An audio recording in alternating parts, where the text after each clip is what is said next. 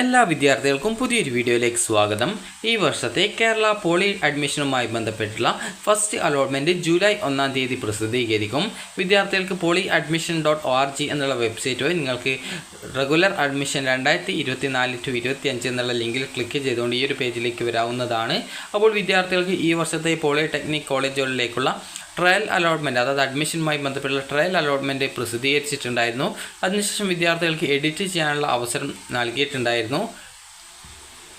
അതിനുശേഷം main rank ലിസ്റ്റും അതുപോലെ തന്നെ ഫസ്റ്റ് അലോട്ട്മെൻറ്റ് റിസൾട്ടും ജൂലൈ 1-ാം തീയതി പ്രസിദ്ധീകരിക്കുന്നതാണ്. അപ്പോൾ വിദ്യാർത്ഥികൾക്ക് അതിനുള്ള അതായത് ഷെഡ്യൂൾസ് കറക്റ്റായിട്ട് വെബ്സൈറ്റിൽ നൽകിയിട്ടുണ്ട്. ഇത് വിദ്യാർത്ഥികൾ കറക്റ്റായിട്ട് പരിശോധിക്കേണ്ടതാണ്. കാരണം പല വിദ്യാർത്ഥികളും എപ്പോഴാണ് ഫസ്റ്റ് അലോട്ട്മെൻറ്റ് വന്നത് എന്നുള്ള കാര്യം തന്നെ അറിയാതെ അഡ്മിഷൻ ലഭിക്കാതെയൊക്കെ, അതായത് അലോട്ട്മെൻറ്റ് കിട്ടിയിട്ടും അഡ്മിഷൻ നേടാൻ സാധിക്കാതെയൊക്കെ വരാറുണ്ട്. അപ്പോൾ അതുകൊണ്ടാണ് നിങ്ങൾ ഈ ഒരു ഷെഡ്യൂൾ കറക്റ്റായിട്ട് ശ്രദ്ധിക്കണമെന്ന് പറയാനുള്ള കാരണം. അപ്പോൾ വിദ്യാർത്ഥികൾക്ക് ഈ ഒരു ഫസ്റ്റ് അലോട്ട്മെൻറ്റ് വന്ന ശേഷം നിങ്ങൾക്ക് ടെമ്പററി അഡ്മിഷൻ അതുപോലെ പെർമനൻറ്റ് അഡ്മിഷൻ, ഈ ഒരു രീതിയിൽ രണ്ട് തരത്തിൽ നിങ്ങൾക്ക് അഡ്മിഷൻ നേടാവുന്നതാണ്. അപ്പോൾ ഈ ഒരു ടെമ്പററി അഡ്മിഷൻ നേടുന്ന വിദ്യാർത്ഥികൾ ആണെങ്കിൽ നിങ്ങൾക്ക് ഏത് പോളിടെക്നിക് കോളേജിലാണോ അലോട്ട്മെൻറ്റ് കിട്ടിയിട്ടുള്ളത്, അപ്പോൾ നിങ്ങൾക്ക് തൊട്ടടുത്തുള്ള ഏതെങ്കിലും ഒരു ഗവൺമെൻറ് പോളിടെക്നിക് കോളേജിൽ പോവുകയും അതിനുശേഷം നിങ്ങൾക്ക് ഇപ്പോൾ അലോട്ട്മെൻറ്റ് ലഭിച്ച ആ ഒരു കോളേജിൽ ടെമ്പററി അഡ്മിഷനാണ് എടുക്കുന്നത് എന്നുള്ള കാര്യം അറിയിക്കുകയും അതുപോലെ തന്നെ ആ ഒരു കോളേജിൽ നിന്ന് ആ ഒരു കാര്യം റിപ്പോർട്ട് ചെയ്യുകയും ചെയ്യുന്നതാണ്. അതുപോലെ തന്നെ നിലവിൽ നിങ്ങൾക്ക് അലോട്ട്മെൻറ്റ് ലഭിക്കുന്ന സമയത്ത് ആ ഒരു കോളേജിൽ നിങ്ങൾക്ക് സാറ്റിസ്ഫൈഡ് ആണ്, ആ ഒരു ഓപ്ഷൻ സാറ്റിസ്ഫൈഡ് ആണ്, അപ്പോൾ ആ ഒരു കോഴ്സ് തന്നെ മതി എന്നാണെങ്കിൽ നിങ്ങൾക്ക് പെർമനൻറ്റ് അഡ്മിഷൻ നേടാവുന്നതാണ്. അപ്പോൾ പെർമനൻറ്റ് അഡ്മിഷന് വിദ്യാർത്ഥികൾ എല്ലാവിധ ഡോക്യുമെൻറ്റ്സും എടുത്ത് ഫീസും എടുത്തുകൊണ്ട് പോയിട്ട് പെർമനൻറ്റ് അഡ്മിഷൻ എടുക്കേണ്ടതാണ്. ടെമ്പററി അഡ്മിഷൻ ആണ് റിപ്പോർട്ടിംഗ് എന്ന് പറയുന്നത്. ആ ഒരു റിപ്പോർട്ടിംഗ് കൊണ്ട് ഉദ്ദേശിക്കുന്നത് നിങ്ങളുടെ എല്ലാവിധ ഡോക്യുമെൻറ്റ്സും അലോട്ട്മെൻറ്റ് ലഭിച്ചതിൻ്റെ സ്ലിപ്പും എടുത്തുകൊണ്ട് നിങ്ങൾ പോവുക. അതിനുശേഷം അവിടെ ടെമ്പററി അഡ്മിഷനാണ് നിങ്ങൾ എടുക്കുന്നത് എന്നുള്ള കാര്യം പറയുക. അപ്പോൾ നിങ്ങൾ അവിടെ ടെമ്പററി അഡ്മിഷൻ എന്നുള്ള രീതിയിൽ, അതായത് ആ ഒരു സീറ്റ് നിങ്ങൾക്കായിട്ട് കൺഫേം ചെയ്തുകൊണ്ട് അവിടെ ഉറപ്പാക്കും. അതായത് നിങ്ങൾക്ക് ഒരു ഉദാഹരണം പറയുകയാണെങ്കിൽ, ജസ്റ്റ് നിങ്ങൾക്കിപ്പോൾ ഒരു 5-ാമത്തെ ഓപ്ഷനാണ് അലോട്ട്മെൻറ്റ് കിട്ടിയത് എന്ന് കരുതുക. അപ്പോൾ 5-ാമത്തെ ഓപ്ഷനാണ് നിങ്ങൾക്ക് കിട്ടിയത്. അവിടെ നിങ്ങൾ പോയിട്ട് ടെമ്പററി അഡ്മിഷൻ, അതായത് റിപ്പോർട്ടിംഗ് ചെയ്തിരിക്കുന്നു. റിപ്പോർട്ടിംഗ് ചെയ്യുമ്പോൾ ആ ഒരു സീറ്റ് നിങ്ങൾക്കായിട്ട് ടെമ്പററി ആയിട്ട് അവിടെ ഉറപ്പാക്കും. അടുത്ത സെക്കൻഡ് അലോട്ട്മെൻറ്റ് വരുന്ന സമയത്ത് നിങ്ങൾക്ക് എവിടെയും കിട്ടിയിട്ടില്ലെങ്കിലും നിങ്ങൾക്ക് ഈ ഒരു 5-ാമത്തെ ഓപ്ഷൻ ലഭിച്ച ആ ഒരു കോളേജിൽ പോയിട്ട് പെർമനൻറ്റ് അഡ്മിഷൻ നേടുന്നതിനായിട്ട് സാധിക്കുന്നതാണ്. അപ്പോൾ ഇതാണ് ഈ ഒരു റിപ്പോർട്ടിംഗ് കൊണ്ട് ഉദ്ദേശിക്കുന്നത്. അതായത് നിങ്ങൾക്ക് ലഭിച്ച ആ ഒരു സീറ്റ് നിങ്ങൾക്കായിട്ട് കൺഫേം ചെയ്ത് വെക്കുന്നു. ഫീസൊന്നും അടക്കേണ്ടതില്ല. ജസ്റ്റ് നിങ്ങൾ പോയിട്ട് ആ ഒരു കോളേജിൽ പോയിട്ട് നിങ്ങൾ ജസ്റ്റ് റിപ്പോർട്ട് ചെയ്താൽ മതിയാക്കും. നേരിട്ട് പോയിട്ട് വേണം റിപ്പോർട്ട് ചെയ്യാനായിട്ട്. നിങ്ങളുടെ ആവശ്യമായിട്ടുള്ള ഡോക്യുമെൻറ്റ്സ് ഒക്കെ എടുത്തിട്ട് പോയിട്ട് വേണം റിപ്പോർട്ട് ചെയ്യാനായിട്ട്. അതുപോലെ ജോയിൻ ചെയ്യുന്ന, അതായത് പെർമനൻറ്റ് അഡ്മിഷൻ നേടുന്ന വിദ്യാർത്ഥികൾ എല്ലാവിധ ഡോക്യുമെൻറ്റ്സും എടുത്തിട്ട് വേണം പോയിട്ട് അഡ്മിഷൻ എടുക്കാനായിട്ട്. അതുപോലെ തന്നെ ഫീസും കാര്യങ്ങളും എടുത്തിട്ട് വേണം പോയിട്ട് അഡ്മിഷൻ നേടുന്നതിനായിട്ട്.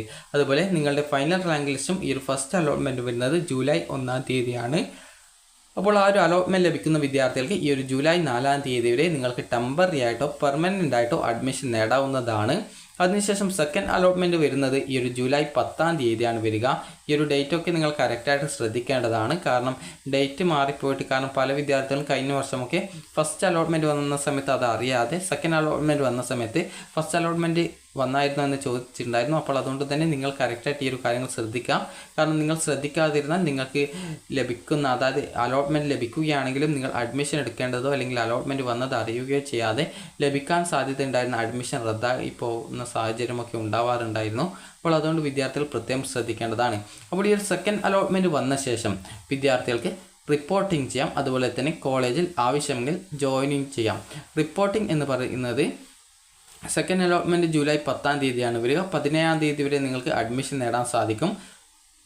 റിപ്പോർട്ടിംഗ് എന്ന് പറയുന്നത് ടെമ്പററി അഡ്മിഷനാണ്. നിങ്ങളുടെ ഡോക്യുമെൻറ്റ്സും അതുപോലെ അലോട്ട്മെൻറ്റ് സ്ലിപ്പും എടുത്തുകൊണ്ട് അലോട്ട്മെൻറ്റ് ലഭിച്ച കോളേജിൽ പോയിട്ട് നിങ്ങൾ ടെമ്പററി ആയിട്ട് ആണ് അഡ്മിഷൻ എടുക്കാൻ താല്പര്യം എന്ന് പറഞ്ഞു കഴിഞ്ഞാൽ നിങ്ങളെ റിപ്പോർട്ടിങ് ചെയ്യും. അതായത് നിങ്ങളവിടെ ആ ഒരു കോളേജിൽ റിപ്പോർട്ട് ചെയ്തിട്ടുണ്ട്, ടെമ്പററി ആയിട്ടാണ് എടുത്തിട്ടുള്ളത്. അപ്പോൾ നിങ്ങൾക്ക് അടുത്ത അലോട്ട്മെൻറ്റിൽ എവിടെയും കിട്ടിയിട്ടില്ലെങ്കിലും ഇപ്പോൾ ലഭിച്ച ആ ഒരു സീറ്റിലേക്ക് ആവശ്യമെങ്കിൽ നിങ്ങൾക്ക് പെർമനൻറ്റ് അഡ്മിഷൻ നേടുന്നതിനുള്ള സൗകര്യം ലഭ്യമാവുകയും ചെയ്യും. അപ്പോൾ ജോയിനിങ് കൊണ്ട് ഉദ്ദേശിക്കുന്നത് നിങ്ങൾക്ക് അലോട്ട്മെൻറ്റ് ലഭിച്ച കോളേജിൽ നിങ്ങൾ നേരിട്ട് പോയിട്ട് ആവശ്യമായുള്ള ഡോക്യുമെൻറ്റ്സും ഫീസും അടച്ചുകൊണ്ട് സ്ഥിരപ്രവേശനം നേടുകയാണ് ചെയ്യുന്നത്. അപ്പോൾ അതിനാണ് ജോയിനിങ് എന്ന് പറയുന്നത്. അപ്പോൾ ഈ ഒരു ജൂലൈ 15-ാം തീയതി വരെയാണ് അതിനുള്ള വിദ്യാർത്ഥികൾക്ക് അവസരം ഉണ്ടായിരിക്കുക. ഈ ഒരു സെക്കൻഡ് അലോട്ട്മെൻറ്റിന് ശേഷം പിന്നീട് നടക്കുന്നത് ഈ ഒരു ഫസ്റ്റ് സെമസ്റ്റർ ക്ലാസ്സും അതുപോലെ തന്നെ ഈ ഒരു ആദ്യമായിട്ട് കോളേജിൽ പോകുന്ന വിദ്യാർത്ഥികളുടെ ഇൻഡക്ഷൻ പ്രോഗ്രാമുമാണ്. അപ്പോൾ ഫസ്റ്റ് സെമസ്റ്റർ ക്ലാസ്സും അതുപോലെ തന്നെ ഈ ഒരു ഇൻഡക്ഷൻ പ്രോഗ്രാമും നടക്കുന്നത് ഈ ഒരു ജൂലൈ 18-ാം തീയതിയാണ്. അപ്പോൾ ജൂലൈ 18-ാം തീയതിക്ക് ശേഷം ബാക്കി വരുന്ന സീറ്റുകൾ, അത് ഇൻഡക്ഷൻ പ്രോഗ്രാം ക്ലാസ്സുകളും ആരംഭിക്കുന്നത് ഈ ഒരു ജൂലൈ 18-ാം തീയതിയാണ്. അപ്പോൾ ആ ഒരു സെക്കൻഡ് അലോട്ട്മെൻറ്റ് ശേഷം വിദ്യാർത്ഥികൾ ഈ ഒരു പെർമനൻറ്റ് അഡ്മിഷൻ ചിലപ്പോൾ എടുക്കേണ്ടതായിട്ട് വന്നേക്കാം. അപ്പോൾ അതെങ്ങനെയാണെന്നുള്ളത് ഓരോ ഘട്ടത്തിലും വരുന്ന സർക്കുലർ വരുന്ന സമയത്ത് നിങ്ങളെ അറിയിക്കുന്നതാണ്.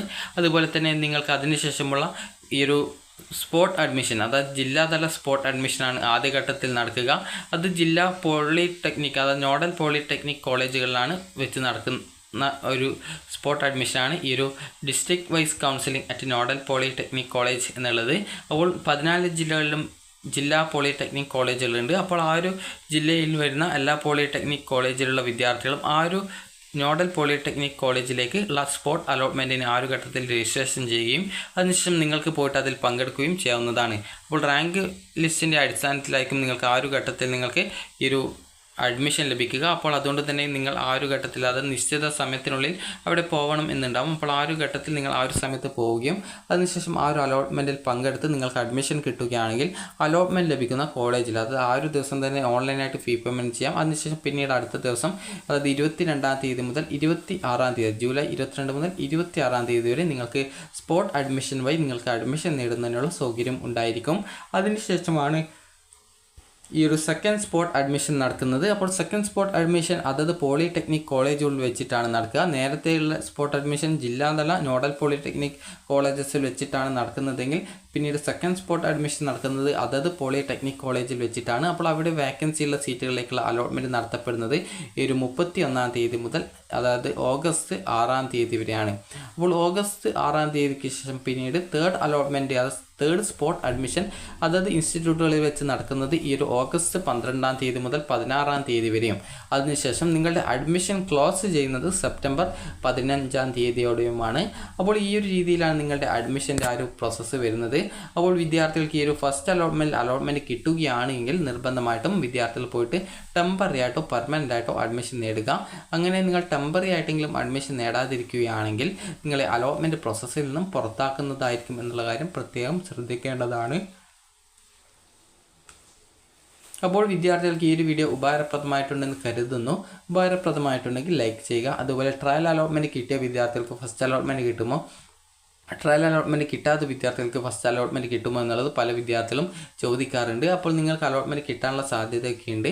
അപ്പോൾ നിങ്ങൾ ഏത് ട്രേഡുകളാണ്, അതായത് ഏത് കോഴ്സാണ് നിങ്ങൾ സെലക്ട് ചെയ്തിട്ടുള്ളത്, അതിൽ എത്രത്തോളം വിദ്യാർത്ഥികൾ അപേക്ഷിച്ചിട്ടുണ്ട്, അവരുടെ 10ാം ക്ലാസ്സിൽ എത്രത്തോളം പെർസെൻറ്റേജ് മാർക്ക് ഉണ്ട്, അതുപോലെ തന്നെ അവർക്ക്, അതായത് ആ ഒരു സ്ട്രീം 1 സ്ട്രീം 2 അതനുസരിച്ച് അതിൽ ഡിപ്പെൻഡ് ചെയ്തിട്ടുള്ള വൈറ്റേജ് സബ്ജക്റ്റുകൾക്ക് എത്ര മാർക്ക് ഉണ്ട് എന്നുള്ള കാര്യങ്ങളൊക്കെ ബേസ് ചെയ്തിട്ടാണ് നിങ്ങൾക്ക് അഡ്മിഷൻ കിട്ടുമോ ഇല്ലയോ എന്നുള്ള കാര്യം പറയാനായിട്ട് സാധിക്കുള്ളൂ. അതുകൊണ്ട് തന്നെ ട്രയൽ അലോട്ട്മെൻറ്റ് കിട്ടിയിട്ടില്ല എന്ന് കരുതി ഫസ്റ്റിൽ കിട്ടാൻ സാധ്യതയില്ല എന്ന് ഒരു അർത്ഥമില്ല.